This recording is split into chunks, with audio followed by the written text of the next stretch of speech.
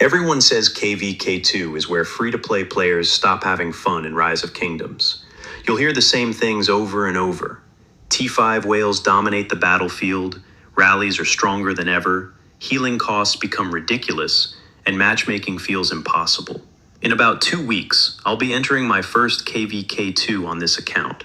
And honestly, I'm excited, but I'm also a little nervous. So instead of pretending I already know everything, I want to talk about what I expect, how I'm preparing, and why I still think KvK2 can be an amazing experience for free-to-play players. Let's get into it. I've seen so many players say KvK2 is the point where F2P players burn out.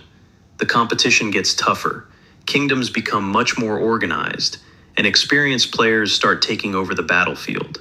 And to be fair, they're not wrong. T5 players will dominate open field fights. Many kingdoms you'll face have already played multiple KvKs together and know exactly what they're doing. Healing thousands of troops will drain your speed-ups and resources much faster than KvK1. If you're not prepared, you can run out of resources surprisingly quickly. And the hardest part is realizing that you simply can't win every fight. But I think the biggest mistake isn't being free to play. The biggest mistake is having the wrong expectations. A lot of F2P players enter KvK2 thinking they have to beat T5 whales. You don't. Your job isn't to outspend someone who's invested thousands of dollars into the game. Your job is to make your alliance stronger. Support rallies whenever you can. Fill flags. Join important objectives. Choose fights that actually benefit your kingdom. Farm whenever there's downtime.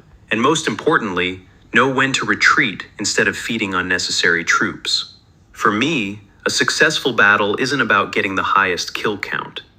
If I trade 50,000 severely wounded troops while helping my alliance win an important objective, that's a great trade.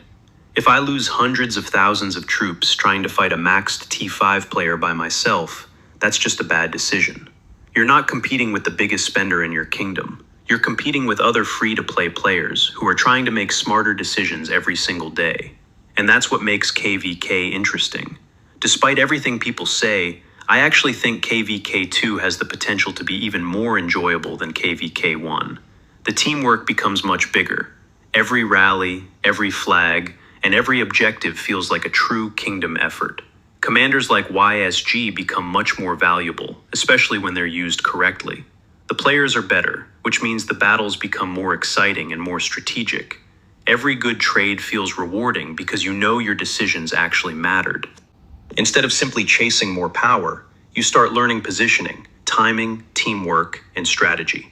And honestly, that's one of the reasons I started playing Rise of Kingdoms in the first place. Now let me show you exactly how I'm preparing for KvK2.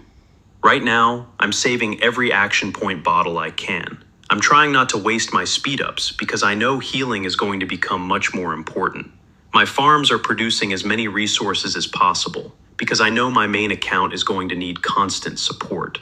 I'm continuing to improve my commanders and equipment instead of chasing power that won't actually help me in battle.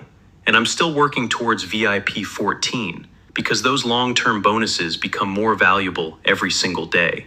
My goal isn't to become the strongest player in the kingdom. My goal is to contribute as much as I possibly can while making smart decisions and avoiding mistakes that could set my account back for months. Will KvK2 be difficult? Absolutely. Will I probably lose fights? Definitely. Will I make mistakes? Without a doubt. But maybe that's exactly what makes it fun.